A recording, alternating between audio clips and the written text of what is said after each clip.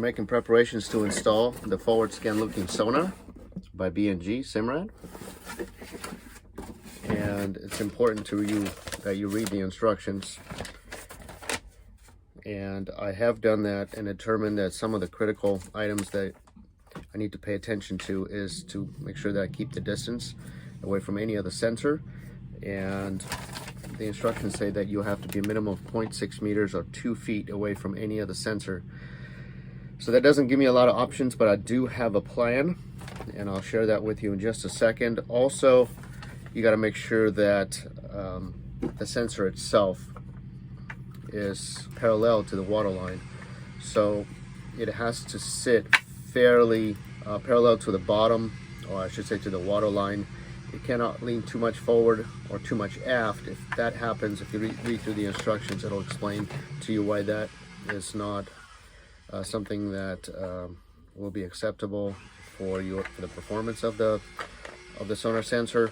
I will be using the spacer, this fairing right here. I'm going to have to cut it to the shape of the hole. So I have to measure the dead rise, which is basically the imaginary parallel line or the surface of the water, and how the hole rises from the keel up towards the surface of the water. So the angle of the hole to the surface of the water, that angle right there is called the dead rise. So in order for this to sit somewhat parallel to the water surface, I'll have to cut this in a fashion where I can fabricate this that it sits at that particular angle. So that's one thing that we're going to have to do. We're also going to have to fabricate a backer piece, a backer plate for the inside of the hole, and all of that's going to have to come together with sealant. So we got a little bit of work ahead of us. Right now I'm going to go down below and measure the distances with a tape measure away from the other sensors and see exactly where we're going to place this. Since the vessel is not sitting perfectly level, I'll have to determine what the level of levelness is. And I think I'm going to use the boot stripe, which that seems to be pretty symmetrical on both ends, and I'll put a level on it and see where the bubble is. And then when I measure the levelness of the spacer, that'll give me an idea, once the boat is in the water, how that's going to essentially even itself out. We want the sensor to be parallel to the surface of the water, so it's kind of bright out here, squinting.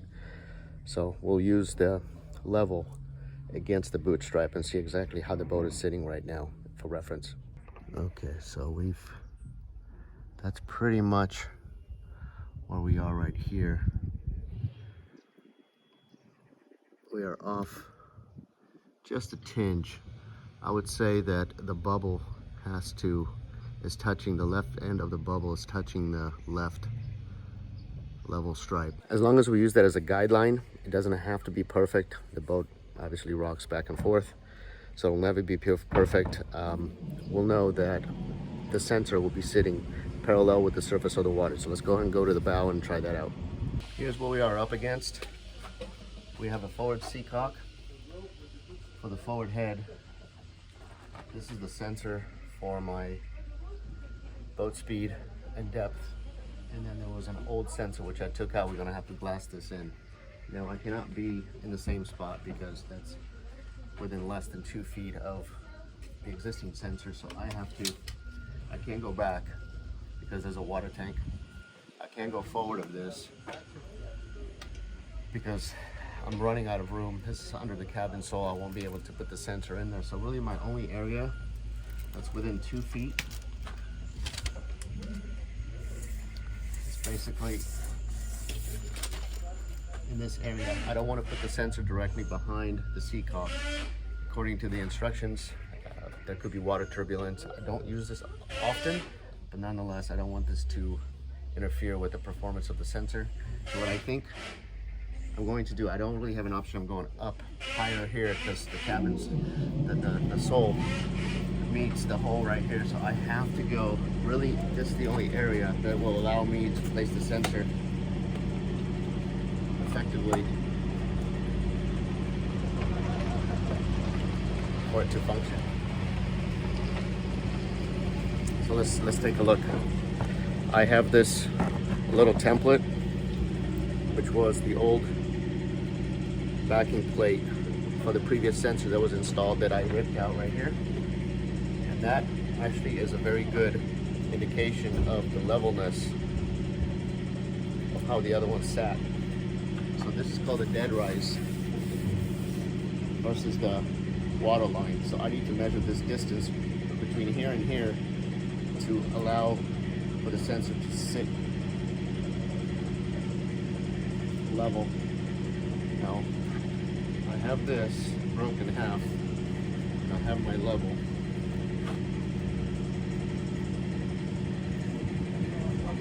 I have to adjust the height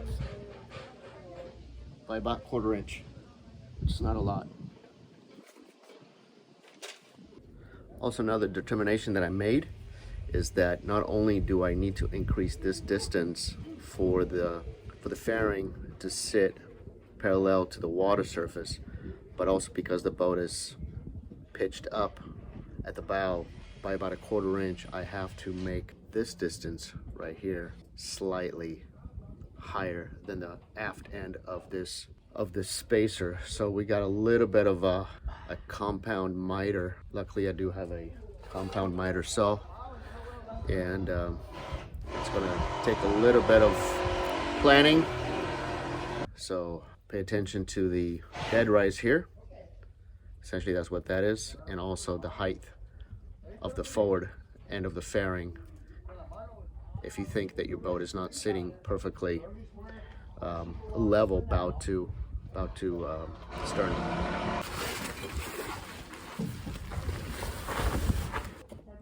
Here's the plan. I'm going to take this plywood, 3/4 inch plywood, and I'll cut 2 pieces. And then I'm going to take one piece and I'm going to screw it side to butt to make a perfect 90-degree angle. That's going to be my jig. Then what I'm going to do is I'm going to take this fairing and I'll screw it into the side of the upright portion, and that's going to give me a perfect plumb position of the fairing. I'm going to put the jig onto the chop saw against the backrest. Then I'll know it's a perfect square position from all angles. Then I'll determine what the angle needs to be for the miter and for the compound. That's going to be the toughest part. I'm going to hopefully, if my calculations are right, once I make the cut, put it up against the hole, hopefully that's going to work out. I won't know if I did the installation correct until the boat is in the water, and that's the difficult part.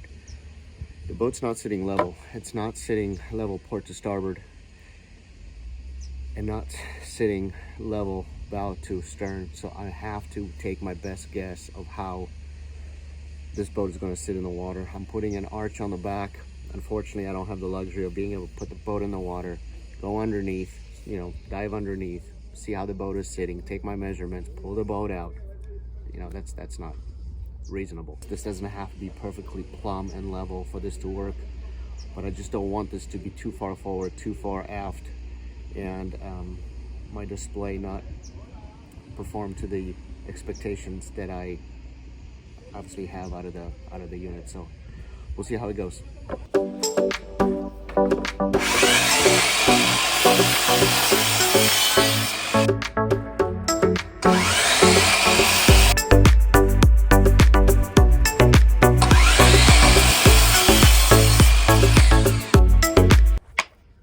So we have our jig. I'm going to attach the fairing to this side, and essentially this is what it's going to look like, and I just have to find the angle. And here we are, the jig. There we go. Look at that. Perfect. It is absolutely perfect. Right in the face of the blade. So we just need to find the miter and the compound angle to cut this unit. So now that I know this angle is basically correct, this dead rise is basically correct, I need to find this angle, what the degree angle is on the chop. So we know that this is perfectly plumb, and square with the bottom. So I'm going to put this against this and then adjust, pretending this is standing straight here, and then adjust my blade to be at this degree. And then I know that this needs to be increased by about 1/4 inch, so maybe I'll add another couple of degrees, and that's going to give me what I'm expecting. I'm going to clean this backside up and make sure that it's laying flat, all the sealant, and then I'll add another couple of degrees to that, and that's going to increase my distance here, which is essentially what I need. I need this to be taller, and then I just need to find another 1/4 inch in front. So then now I need to do a compound, kind of like if you've ever done crown molding, kind of the same concept. My existing dead rise angle, according to the template I'm using, is just under, it's about 19 degrees. I think to get an extra 1/4 inch, I need to add about 3 degrees to it. So I'm going to be around 22 degrees, maybe 22 and a half, in order to, I think, to be where I need to be, where the boat would be sitting level in the water. Either way, I'm going to be within the cushion that it's given to me through the instructions. Then I just need to find the angle for bow to stern by adding another 1/4 inch on the compound. Yeah, all right. Got it. I think we're good. Let's see. 2 feet is our line. It's right around there. I want to be in line of the, so I got to move this over here. I think, I mean, it has to be parallel with the keel, obviously. So you don't want to twist it too much, starboard or port, because the water flow is going to get all jacked up. But I think we got it. I'm just gonna sand it down with a belt sander down right here to minimize this gap, and give it a go. There it is. It fits perfectly on the hole. I should say it sits perfectly on the hole. Whether it's actually a perfect angle, I'll only know when the unit is in and I'm in the water and I turn it on, and then I can either clap or I'll go, oh, you know what. The next step this morning is we are going to position the backer plate in the approximate location, which is going to be somewhere right here. I'm going to go down below and take a tape measure, and again measure off the distance from this sensor. This is the one that we want to be 2 feet away from. I don't want to be directly behind the seacock because of the water turbulence, so I need to be either off to center line of the boat, or I need to be off to starboard. Now, I'm not 100% sure. I guess I could look it up, but I'm not going to chance it. I guess I could be on the starboard, but then I'm in line with this this speed sensor, and I don't know whether that's going to produce enough turbulence to affect my speed sensor. My decision is to put the new sensor, the forward scan sonar, closer to the center line of the boat, closer to the keel, and in order to do that, I'm going to go below and position my bracket where I think it's going to land eventually, and use the 1/8 inch drill and drill a pilot hole through the hole, and then come back inside and then position my backer plate. This is just a template. This is essentially what was left over after I cut the fairing. That's going to give me just an approximate way that the backer plate is going to land on the inside of the hole. And then I'm going to fabricate one out of plywood, which I've already started gluing together yesterday. That should be ready. We are going with this application. This is figure 8, preparing a cord fiberglass hole with fairing. So it's really important to pay attention of the steps that you have to follow in order to strengthen the hole. Basically, what the instructions say, that if you do not fill the cutout with epoxy, there's a chance that once you start tightening the nut, the core will flex. It will actually squish together because there's a possibility of this core to being soft and such that it's going to compress enough and allow this entire component to become loose. So the instructions say you have to use a 2-inch hole saw from down below, making sure that the drill itself is perpendicular to the water line, and you can only drill through the first layer of fiberglass. You should not go all the way through and not go through the core. Once you have cut through the outer skin of the fiberglass, you need to come back from the inside of the hole, and in the same fashion, using at least a 2 3/8 hole saw, cut through the inner layer of fiberglass and through the core itself without cutting through the outer layer of fiberglass. So essentially what you're going to have is you're going to have a 2-inch hole on the outside, and then on the inside you'll have a 2 3/8 minimum. That way this bottom will act as a stop. So when you fill this with fiberglass, you have 2 ways of doing this. You can either put a PVC pipe in there and fill around it, or you can just do a layup of fiberglass and fill this entire cavity with fiberglass.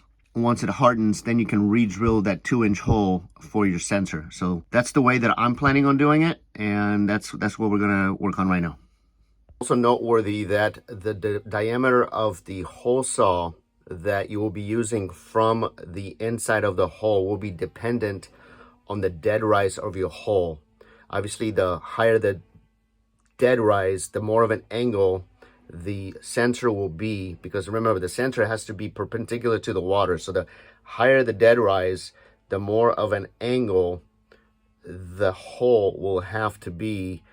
Thus, the bigger the hole saw that you're going to have, so you don't have basically edges of the penetration with very little epoxy. So I hope that makes sense. Read through the instructions. Okay, we got our drill, we got our impact, 2-inch hole saw, instructions for reference, a little bit of tape, and a marker. I want to make sure that when I drill through the outside layer, that I'm drilling it with the mindfulness. I don't want to drill it plumb. I don't want to measure it and position the drill perfectly plumb, because the boat is not plumb. So I have to determine at what angles the boat is sitting. This is not exact science, but it is. The closer you get to making sure that you're following all the steps and you're thinking a few steps ahead. First, I need to determine how the boat is sitting, and then I need to hold the level with the drill approximately to the same bubble that the boat is currently sitting at. I've used this blue tape during the installation. I'm not quite done yet, obviously, but during the installation of this hydro vane. I'm gonna look at the bubble right there. It's completely out of the bubble.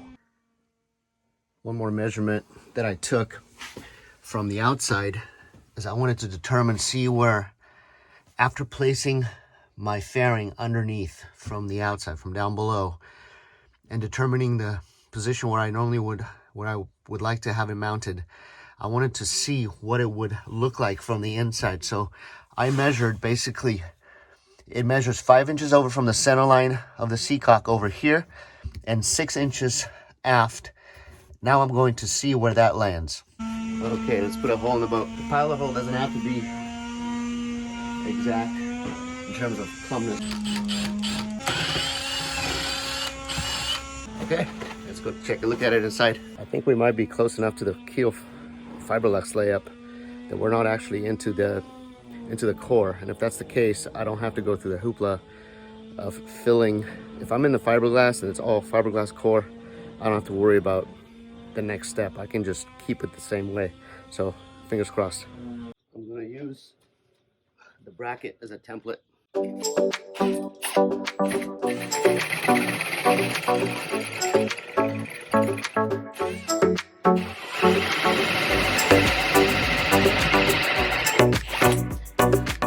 This is the backing plate. Now I'm just soaking it in epoxy. It's better to overbuild it and be peace of mind. I'm gonna have to worry about it down the road. So the inside fairing on the inside of the hole that I just soaked with epoxy, I'm going to use sealant. I'm not going to glass it into place. I never know. Maybe I want to take it out in the future. But in any case, I'm going to just use, I think it's a 4800 or 4000 series sealant. And then first I'm going to dry fit it, make sure everything sits perfectly flush. We don't want the flange nut to be anything other than flat on top of the backer plate. And if everything seems to be just the way I like it, then I'm going to apply the sealant to all the surfaces, and you can read that in the instructions. I'm not going to sit here and tell you how to do that. Then I'm going to put everything together, and that should be the final fitting, final installation of the actual sensor into the hole. Then I just need to run my electrical all the way back to my helm where my topside instruments are.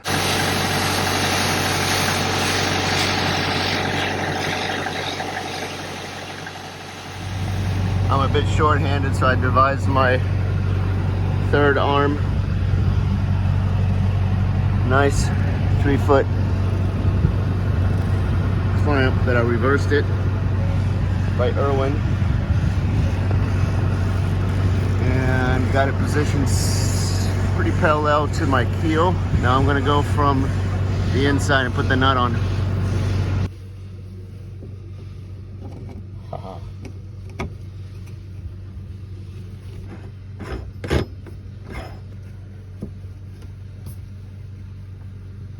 I'm a little high on the starboard side.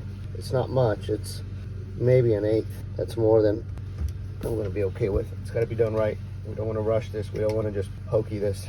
I don't wanna put a bunch of sealant underneath and this not dispersing the pressure equally over the backing plate. That's the whole point behind it. If you thought this was a 10-step video on how to easily install a forward scan sonar, well, this isn't it. This is a pretty delicate process to make sure, if you want to do it right, that is. And we are definitely going to make this right. So at first I was thinking I'm just going to build this up, but you know what, now that I've dry fitted the sensor itself, I have just enough threads here. I think if I raise this, I don't want to run out of threads, so I have enough meat on this spacer that I'm going to get this angle back and then back cut it the distance of this, which is not a lot. I mean, maybe a fat eighth. I'll do it in small sections, in small segments. Yes, it's going to take me probably an additional several steps up and down the ladder, but you know what? If that saves me having to make this again, it makes this a perfect fit, that's what I'm after. All right, so after careful inspection and just kind of slow down and see everything that was happening within these angles, I realized that the actual hole that I cut out, which is the same diameter as the hole through the hole, it's the 2-inch, it's the 51 millimeter. So what I've done, it wasn't seating on it, the angle wasn't just off just enough where the spacer was getting, the inside fairing was getting hung up on the angle. So what I did is I took a 2 1/8, just the next step up that I had, and I re-drilled it just enough to have a little bit more wiggle room in there. I'll fill it with sealant, that's not an issue. The hole, H-O-L-E, and the H-U-L-L is cut exactly to the specs that the instruction manual says, which is the 51 millimeters. So now that I've slipped it on there, I'm at a point right now where everything is fitting 98%. I'm gonna take my belt sander. I'm not gonna mess with the compound miter saw anymore. The angle, the material that I need to take off is very, very minimal. I'm gonna just run it against the belt sander and dry fit it, and I think 1 or 2 tries at the most, I should have it down pat. We're getting a step closer. I soaked this in epoxy yesterday. As you can tell, maybe with the glare, how the wood itself soaked up soaked in the epoxy. So case in point, if you ever, you may already know this, but if you ever trying to bond wood to anything with epoxy, make sure that you treat it enough times where it looks like this, which is going to take, each wood's going to soak up at a different rate. Plywood's usually at least 2 coats are necessary, 3 is better, because what happens is if you don't treat it at all, if you only treat it maybe once and it soaks up at the epoxy, you're essentially going to have a dry layup. It's going to delaminate. Now, I'm pretty anal with everything that I do when it comes to construction. I'm going to mix up another batch and cover this up, because this is going to be facing the inside of the hole. So if there's ever any water protrusion, which I'm hoping there won't be, but just in case there is, it's not going to start affecting this down the road. Whether I'm going to own the boat or whether somebody else is going to own the boat down the road from here, you know, years forward, I don't want this to become an issue where you have to pull the boat out and redo the job because it was an operator error. So that's what we're going to do. I think I got it. First try. Boom, boom. Can't put the knife underneath it. It's not tightened down super hard, but it's snugged down to the point right now where I'd have to use a tool to go any further. I'm good with that. Here it is. I didn't film the actual installation. It was just too much to handle with the camera. I had a buddy from the boat next door, Dan, come and help me out, and gooped up 4,000 sealant.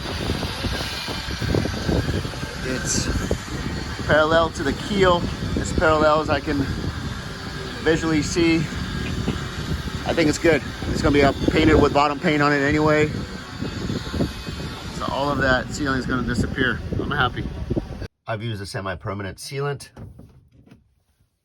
and it's been a couple of days. I was working on other projects, but it's set really nicely. Everything is nice and flat against the backing spacer under the hole. Everything's looking good.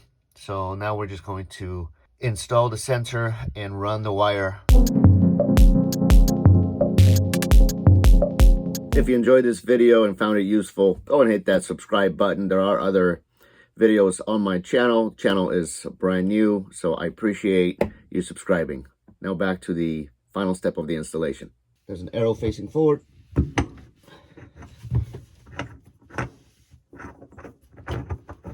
This will get painted, of course, with bottom paint. Everything's nice and sealed. Fairing is parallel to the keel. That's awesome.